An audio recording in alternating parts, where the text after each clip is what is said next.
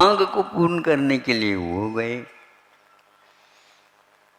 सीता को मांग करने के लिए तो वो चले गए, और इधर सीता के अपहरण होने के लिए जब तैयारी हो गई, उससे पूर्व में लक्ष्मण को उन्होंने भेज दिया, जाओ जाकर के देख तो लो राम का क्या है। वनवास तो हम भोग रहे हैं, लेकिन वो अकेले हैं, लक्ष्मण यहाँ पर मत रहो। ये वो भी चला गया, जिन्होंने नियुक्त किया था राम ने लक्ष्मण को, और उस नियुक्ति का भी उसको उल्लंघन करना पड़ा। जाते समय वह अतिक्रम करने वाला कोई आ भी जाए, वह अतिक्रम न कर सके, इसलिए लक्ष्मण ने लक्ष्मण रेखा खींची थी, लेकिन वह काम इसलिए नहीं आए, भीतर कोई न आए इसके लिए खींची गई थी। इस आंगन में न आए ऐसा नहीं, क्योंकि आंगन में साधु आ सकता, आंगन के बाद उल्लंघन नहीं कर सकता, क्योंकि यह पहले से उसे अनुमति प्राप्त है। और यहाँ तक कि वह चौखट तक जा करके अपना दर्शन भी दिला सकता है, लेकिन खिड़की में से कोई देखने का साहस साधु नहीं करते। इस प्रकार यहाँ तक तो आ गए, वो भी यही सोच करके कहता है भिक्षाम दे, भिक्षा मिल जाए, किंतु मैं भीतर नहीं आ सकता। ये भीतर को छोड़ करके बाहर नहीं आ सकती, सब अपने अपने सीमा में बंधे हैं, लेकिन अतिथि के लिए सत्कार होना आवश्यक है। यह यहाँ से वापस ना जाए। साधुओं के लिए ना अनुमति मिली है कि वह इस लक्ष्मण की रेखा का भी उल्लंघन न करे, भीतर न जाए। गृह मंत्री को पूछ करके घर की गतिविधियां होती हैं, परिस्थिति यदि मानव बिगड़ती है तो प्रधानमंत्री को भी वहाँ पर जा करके बताना पड़ता, कहना पड़ता है, किंतु वहाँ पर गृह मंत्री के बिना कार्य नहीं हो सकता। सब अपने अपने कर्तव्यनिष्ठ हैं, लेकिन जब सीमाएं उल्लंघित हो जाती है, सबके ऊपर आपत्ति आ जाती। संपत्ति कभी कभार मिलती है तो आपत्ति तो लगी हुई रहती। इस तो उपदेश में कहा है, एक के बाद एक अरहत की भांति घड़ा भरा हुआ आ जाता है, ये खाली हो जाएगा तो ठीक हो जाए, तब तक दूसरा जो खाली था वो भर करके तैयार होता। किया हुआ यह अपना ही दोष अपराध है, उसके कारण यह चक्र चल रहा है, और बैलों को हमने ही जोड़ रखा है, और उसके खींचने से यह पानी भरता भी है और खाली होता भी है। जिसने इस रहस्य को समझा, राग द्वेष रातो बंधदिकम, यह राग और द्वेष के कारण संसारी प्राणी आतुर है, दुखी है, त्रस्त है, किंतु उसे ये ज्ञान करना अनिवार्य है। ये सारी प्रतिज्ञा इसीलिए, और कोई प्रतिज्ञा को प्रतिज्ञा नहीं कहते, किंतु इस प्रकार की मर्यादाओं की जो रेखा होती है वो हमेशा हमेशा हम लोगों को झकझोर करके बताती है तुम यहाँ पर अपराध कर रहे हो, उसका उल्लंघन नहीं होना चाहिए, होना नहीं चाहिए। लेकिन ऊपर वाली ये भी तो कह रहे हैं, सीता ने कहा लक्ष्मण जी उठ जाओ, तुम जाओ वहाँ पर। कवियों को लिखना पड़ा, कोई भी स्वर्ण के हिरण नहीं हुआ करते हैं, किंतु राम के लिए उपदेश मिल गया, राम इसको सहज नहीं पाए, समझ नहीं पाए। लेकिन समझाने में कोई कमी रहती है? नहीं रहती है। और वो लिख दिया, लेकिन लिखने के उपरांत भी काम होने से। नीति निपुण थे रावण भी, लेकिन अपहरण करने की बुद्धि उनको हो गई, वह भी बंधा हुआ था। ध्यान रखना, रावण संतों की मर्यादा में जो आता है, ऐसे कोई भी व्यक्ति वो बंद करके जाता है, ऐसे इनका कर्तव्य होता है। लेकिन वो भी बहुत निपुण था। उन्होंने कहा ले लूँगा, आपके कहने से मैं व्रत ले लूँगा, उसका पालन करूँगा, लेकिन मैं जबरदस्ती नहीं करूँगा। किंतु क्यों? भीतर ये भाव था, मुझसे कौन है वह महिला जो प्रभावित न हो।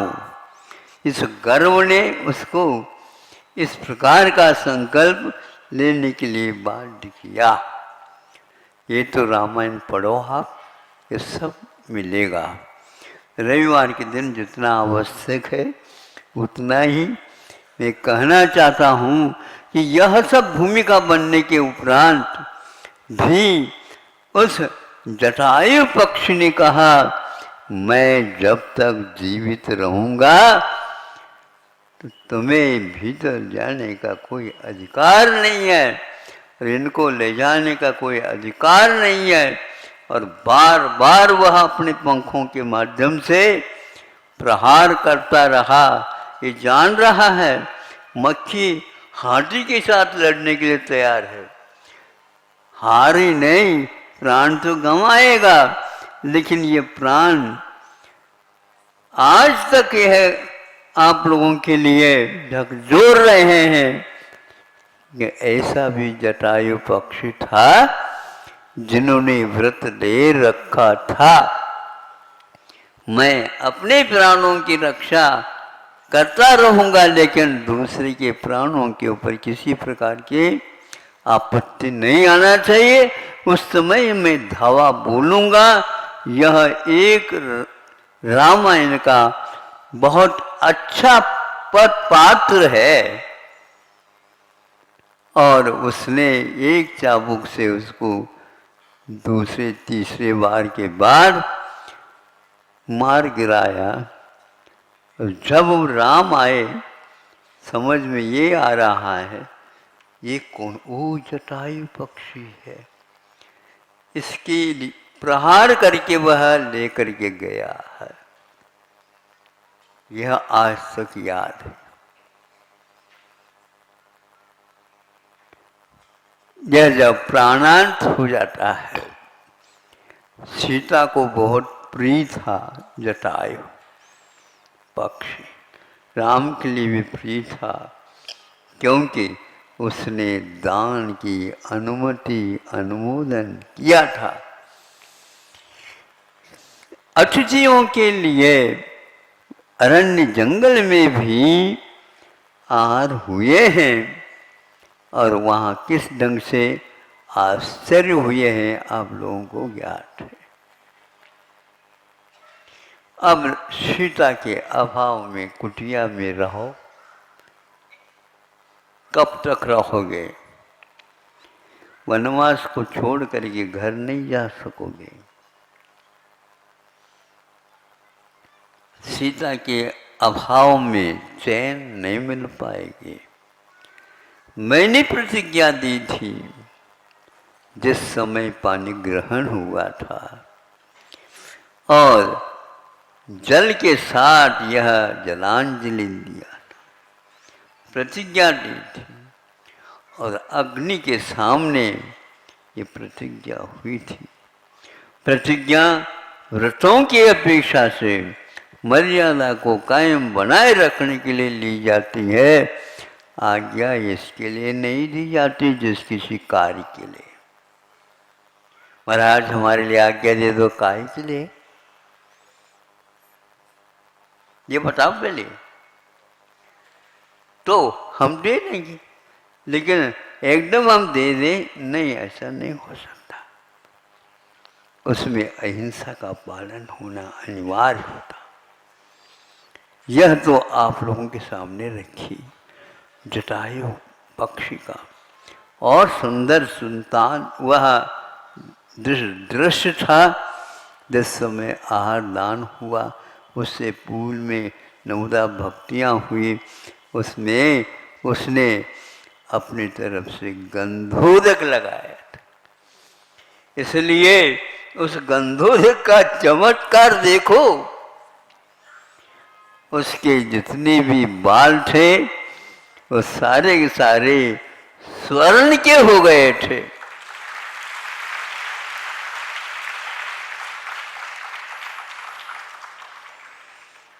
अभी बालिकाएं कह रही थी हमारे लिए सब कुछ ये है।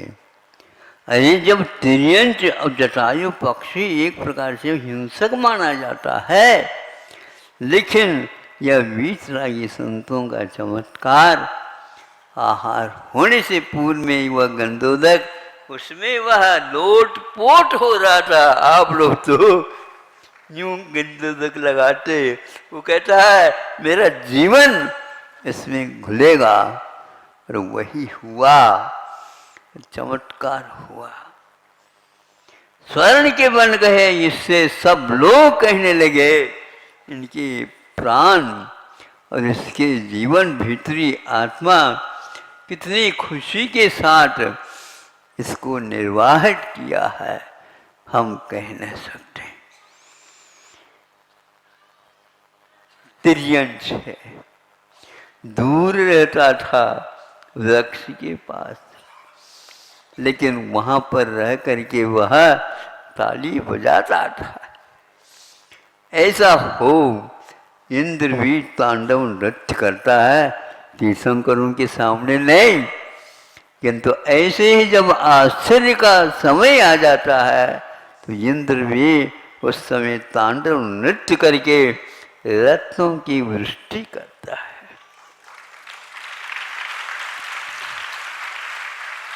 यह इतिहास है, यह कथा है, ये एक हृदय की व्यथा है।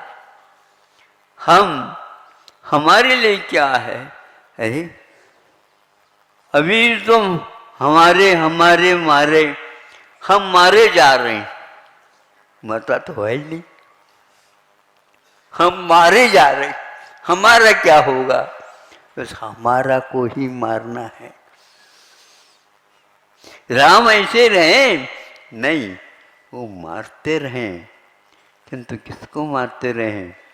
किसी कवि ने पहले भी हमने सुना था, प्रसंग है, और एक बार सुनाओ, सुनो। वो कवि कहता है, अरे राम क्या कर रहे हैं? जग को तारते जा रहे हैं, तारते जा रहे हैं, तारते जा रहे हैं, और अपने मन को मारते जा रहे, मन को मारते जा रहे। अद्भुत है। अपने आंखों में पानी आते हुए भी दूसरे को न दिखे, ऐसे वो कार्य कर गए बंधु। अब आप लोगों का जीवन यहाँ तक हुआ, चातुर्मास समाप्ति की ओर है। महाराज इसके बाद हमारा क्या होगा? अरे पुनः मारा नहीं, हम रहेंगे और उसी प्रकार प्रतिज्ञा का पालन करेंगे, हमारा तो निस्तार निश्चित रूप से हो गया है। और उसी के कारण उसको एक पात्रता मिल गई रामायण में, किसी के कहने से नहीं, वो पात्र बन गया। केवल सीता के हरण समय पर उसको सहन नहीं हुआ, किंतु बाद में होगा पश्चाताप। अविवेक को तो बाद में पश्चाताप होता है, विवेक को पूर्व में हो जाता है, इतना ही अंतर है। उस पश्चाताप का कोई अर्थ नहीं निकलता, क्योंकि उसमें अपनी तरफ से जो विलंब हुआ है, उस विलंब का द्रव्य क्षेत्र काल भाव के अनुसार अर्थ निकालते हैं, तो काल के अपेक्षा से वह विलंब हुआ, उसका कोई फल नहीं मिलता। परीक्षा में आप बैठने वाले हैं और घंटी लगे उस समय नहीं गए, तो आपका पेपर तो समाप्त हो गया, यही उसका हो गया। ऐसा करता हुआ राम भटक रहे हैं, सीता के अभाव के कारण नहीं। उसका मैं एक व्रत लिया था कि जब तक इस घट में प्राण रहेंगे, यही रघुनाथ की कुल परंपरा है। जब तक घट में प्राण है तब तक क्या होगा, तब तक तो चलता रहेगा। लेकिन यह घट में प्राण जब तक रहता, यही रीत रघुकुल के आई। यह रघुकुल जो है, यह लघुकुल नहीं है। तो रघु का अर्थ होता है राघव, राम के लिए आया। यह कुल की एक प्रतिज्ञा हो गई। इसके बाद कई दिन व्यतीत हो गए, सीता के अभाव में भी वो कहाँ है। निश्चित रूप से भोजन उसको नहीं मिलने के उपरांत भी नहीं खाती होगी।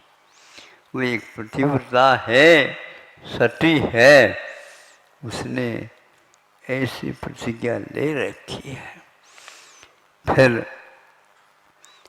आगे का पात्र की बात यदि आ जाती है कि अब भैया कहाँ पर है वो, इसकी गवेषणा न राम की वश की थी, न लक्ष्मण की वश की थी, न ही और कोई भरत की वश की थी, और किसी की भी नहीं थी।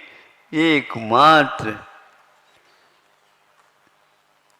जय अलख निरंजन राम ऐसे भक्त को तैयार किए थे कि वो हनुमान हमारे रहते हुए आप चिंता क्यों कराओ। तो हनुमान सोचो, चिंता नहीं है तो क्या करें बताओ। हम क्षत्रिय हैं, क्षत्रिय वही होता है प्रजा के लिए हमेशा हमेशा चिंता करता ही रहता है। सोने के लिए सिंहासन नहीं मिलता, 5 वर्ष के बाद क्या करेंगे अभी मत सोचो, अभी 5 वर्ष में क्या करना ये बता दो।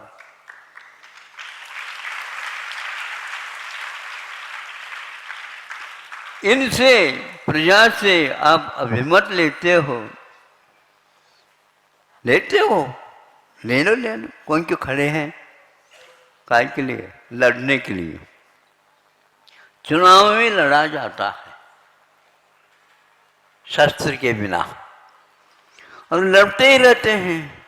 ये चुनाव हो गया, अगले चुनाव की तैयारी करो।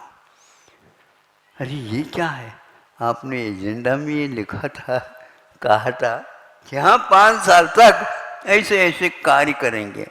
हाँ बिल्कुल ठीक करेंगे, हम कर रहे हैं, लेकिन थोड़े से और अवधि बढ़ाने से ठीक होगा। ऐसे ये लोग नहीं करते थे, प्रजा के लिए समर्पित होकर के कार्य करते थे।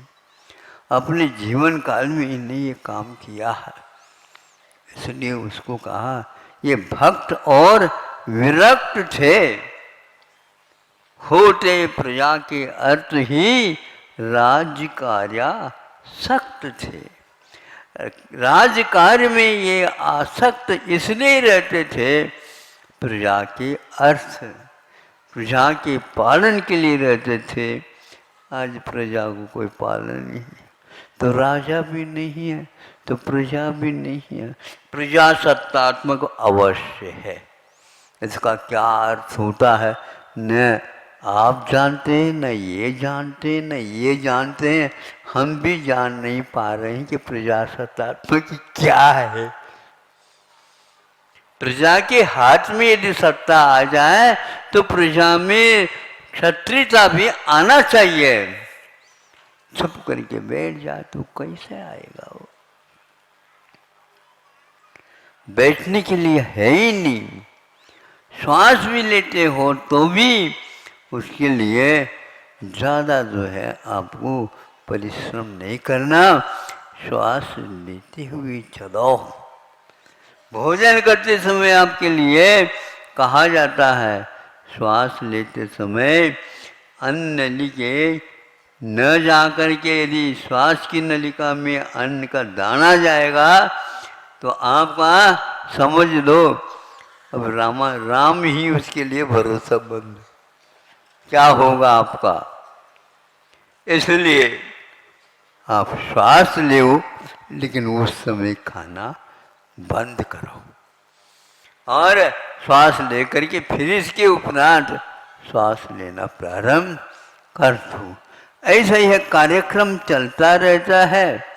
ऐसा नहीं कि श्वास ही लेते रहते हैं भोजन के समय पर, ऐसा नहीं कि वह आहार ही लेते रहते हैं। बस थोड़ी बहुत हम ठीक जो रह जाओ, जल्दी ना करो।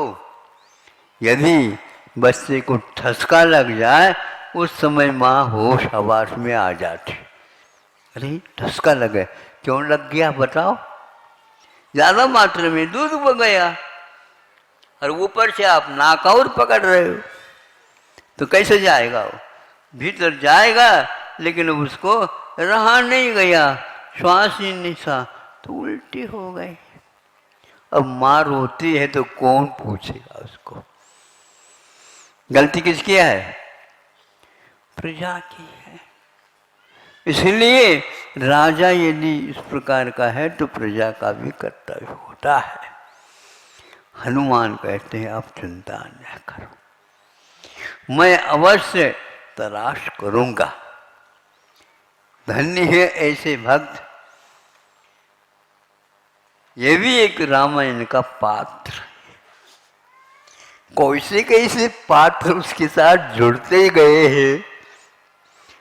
कहते हैं कोई भी साथ नहीं था, किंतु आज वनवास में सीता भी थी, वो चली गई। राम और लक्ष्मण ये दो रह गए। तीन का जो जोड़ा था तो नहीं रहा। भरत इनके नाम से सत्ता संभाला हुआ है, पादुका भी रख स्थापित कर दी गई और इनका यहाँ वनवास चल रहा है।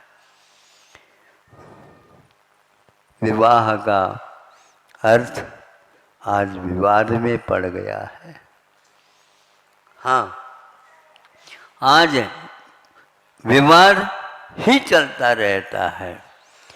उन्हें जीवन का रहस्य क्या है ज्ञात नहीं।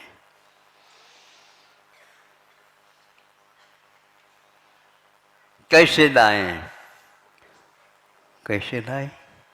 वह भी 3 खंड के अधिपति था, कौन? रावण। अब उसके लिए प्रति नारायण दोनों के नियुक्त थे। लक्ष्मण जब उसके लिए वह प्रसंग आएगा, उस समय उसको पछाड़ देगा। राम इस पछाड़ने के काम में सक्रिय नहीं थे।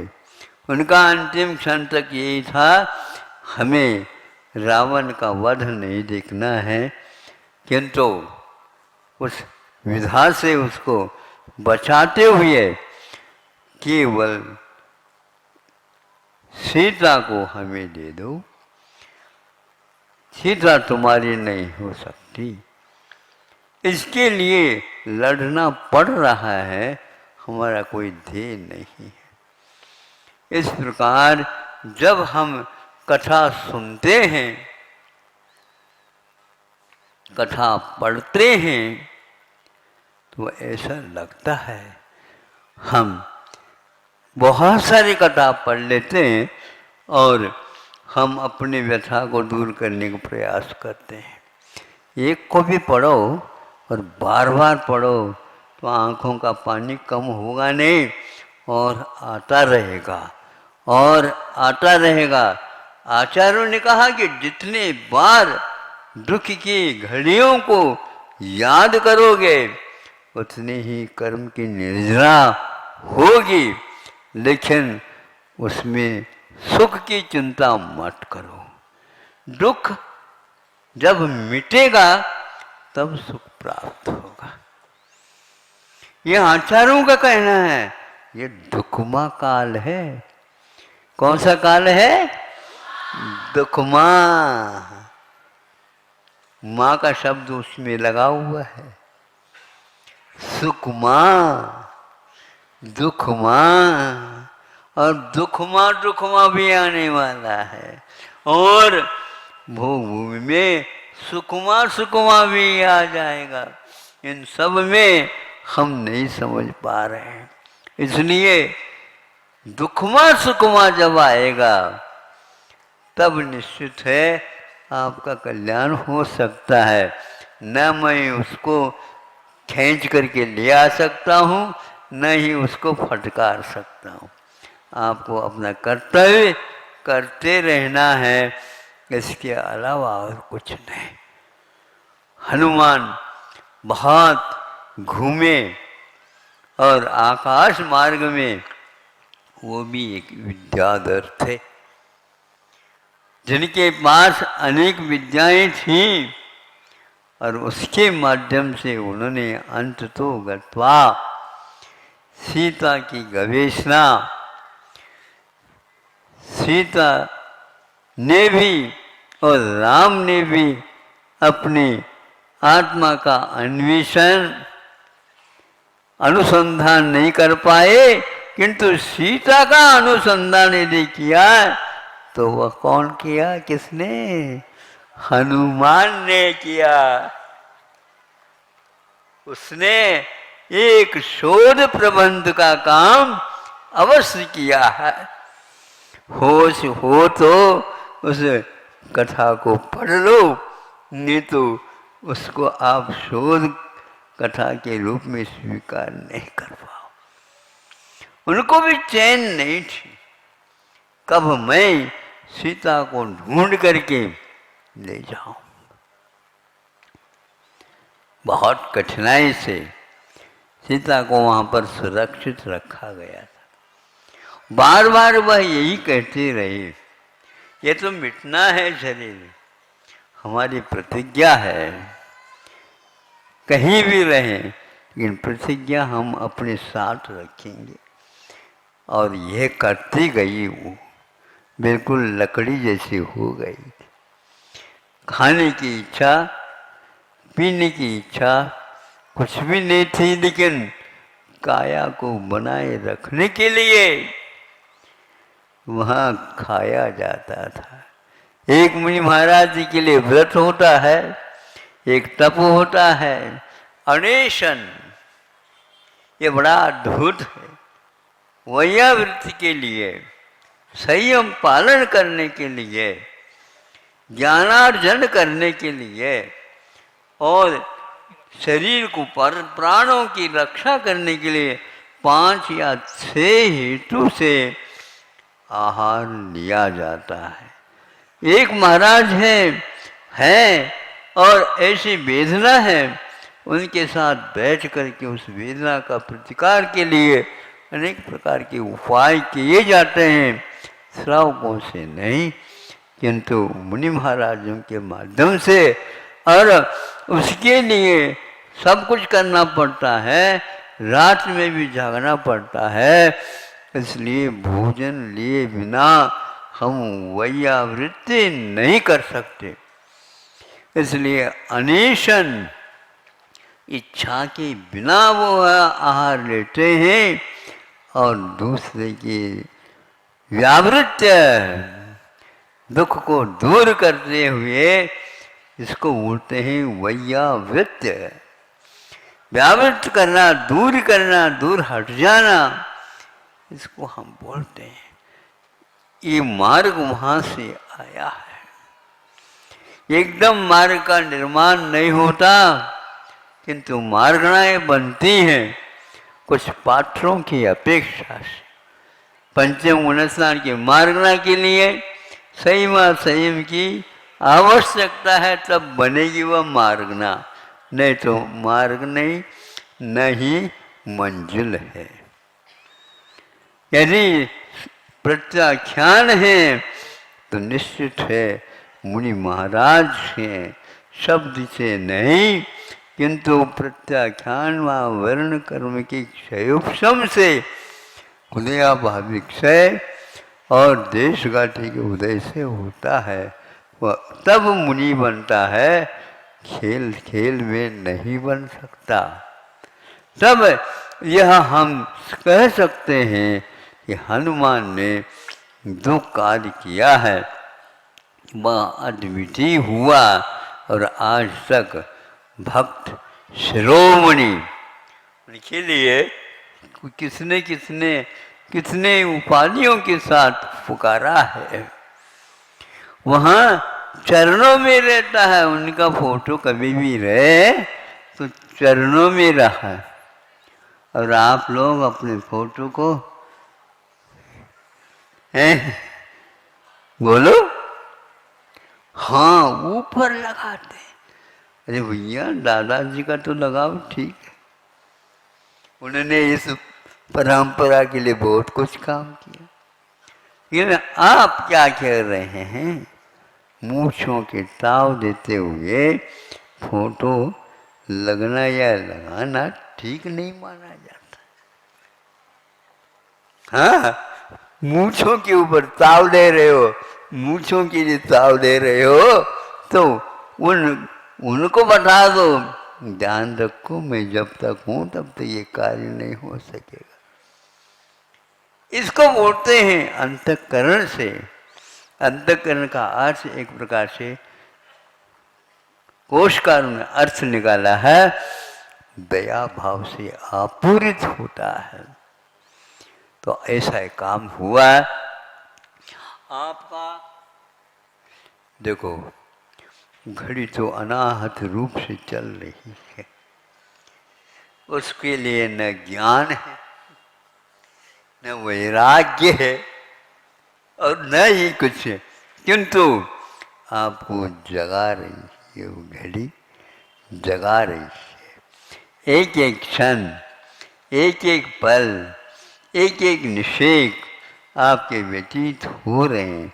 मैं बड़ा हो रहा हूँ, बड़ा हो रहे हैं क्या आप छोटे हो रहे हैं, ये तो कम से कम बताओ। महाराज आज सालगिरह, क्या बोलते, सालगिरह है।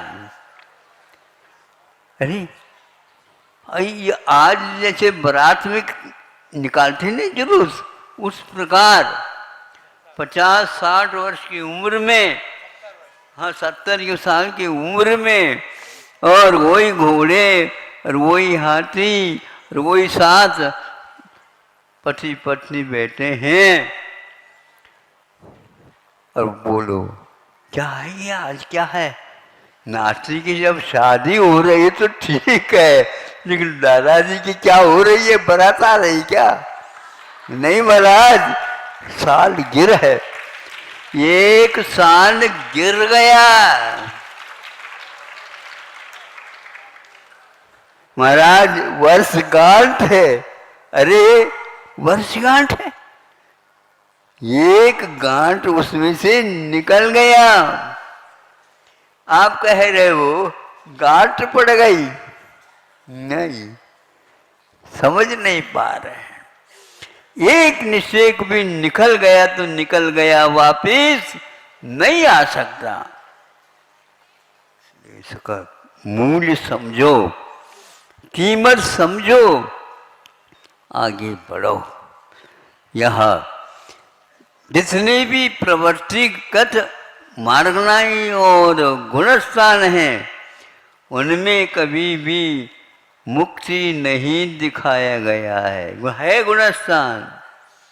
संयम लब्धिस्थान होते हुए भी प्रवृत्ति में कभी भी केवल ज्ञान नहीं हो सकता। उस समय अप्रमत्त भले रह सकता है, किंतु उसका विकास नहीं हो सकता। उस विकास के लिए आप ठहरिए और शुभ लेशाएं बना लीजिए। तो सप्तम अनुष्ठान के बाद केवल शुक्ल लेशा और एक प्रकार से शुक्ल ध्यान, ये दोनों के साथ यात्रा प्रारंभ हो जाती है। तब कहीं जा कर के उपशम अथवा क्षय करने का सौभाग्य प्राप्त होता है। ऐसे यह प्रकरण आपके सामने यह उनको तलाश कर दिया, अनुसंधान हो गया। अब फिर इसके उपरांत आकर के कह देते हैं राम के पास, आप चिंता न करिए। चिंता तो पूरी पूरी जनता को है, ये कब आएगी सीता। राम के पास आकर के कोई सो नहीं रहा अथवा रो नहीं रहा, किंतु सीता को याद करके दंडक वन में कैसे रह रही। आप सोचो, स्त्रियां होती हैं, अबला होती हैं, किंतु उन्होंने जो साहस के कार्य किए हैं अद्भुत हैं, अद्भुत हैं। उनको चाहिए क्योंकि विवाह के समय पर दोनों को संकल्प कराया गया, जबरदस्ती नहीं कराया गया, क्योंकि उसके बिना आगे का प्रवाह नहीं आगे बढ़ सकता, रुक जाएगा। जैन धर्म की जय हो, जैन धर्म इस प्रकार से थोड़ी जय होने से जय होने लग जाए।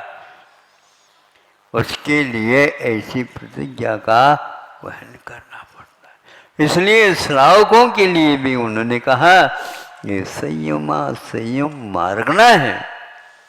इस मार्गना में रहने वाला अतिथि की चिंता करता है और अतिथि से पहले वहाँ भोजन का निर्माण करके, शुद्ध भोजन का निर्माण करके उनको दे देता है। ये अतिथि संविभाग तरसता रह गए, इंद्र नहीं मिला। बताओ, तीर्थंकरों के पास हमेशा रहने वाला सहोदर इंद्र कभी सौभाग्य नहीं जगा कि हम एक बार आहार तो दे दें। कभी न कहीं प्रार्थना तो की होगी, हे सहोदर अब चिंता मत कर, चिंता करने से मैं लेने वाला नहीं हूँ, वहाँ पर खड़े हो जाओ, देखेंगे। खड़े तो नहीं हो सकते, तो खड़े हुए बिना श्रावक बैठ करके कभी आहार नहीं दे सकता। सुन रहे हो आप लोग? हाँ, उतने काल के लिए आप खड़े हो जाइए और उससे पूर्व में भी खड़े हो जाइए और बार बार सबरी बन करके प्रतीक्षा कर लीजिए। दूसरे के आंगन में मत जाइए, फिर लड़ाई होगी, कौन निपटाएगा। इसलिए आप समझो, गृहस्थ आश्रम में जो प्रतिज्ञा ली हुई है वह भी एक प्रकार से मुनि महाराज के लिए ऐसे योगदान है, ऐसा योगदान और किसी के पास नहीं। ऐसा योगदान और किसी के पास है नहीं। इसलिए हम अभी आहार नहीं करा रहे हैं। आप प्रतीक्षा करिए, नहीं समझे, आप प्रतीक्षा कराइए।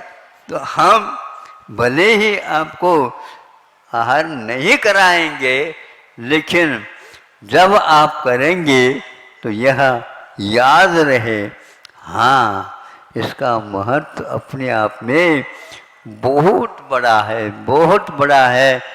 आश्चर्य करने से कुछ नहीं होने वाला है। और वह केवल तांडव नृत्य करके ही अपने मन को समझा देता है सौधर्मेंद्र, और उसकी प्रतीक्षा कर रहा है कि कब मुझे वो समय मिलेगा जब मैं भी तीर्थंकरों के समान इस तैया को अपने जीवन में उतारूंगा।